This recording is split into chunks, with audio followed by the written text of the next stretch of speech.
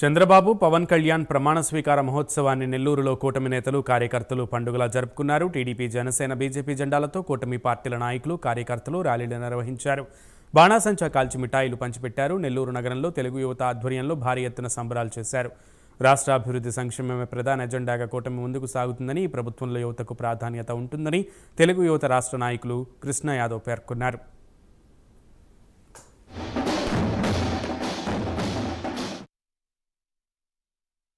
ప్రమాణ స్వీకారాన్ని పురస్కరించుకొని బాణాసంచా కాల్చి అదేవిధంగా పెద్ద ఎత్తున డప్పులతో రంగులతో పెద్ద ఎత్తున స్వీట్లు పంచుకుంటూ యువత కోలాహలంగా ఈరోజు నెల్లూరు నగరంలో ఉత్సవాలు జరుపుకోవడం జరిగింది.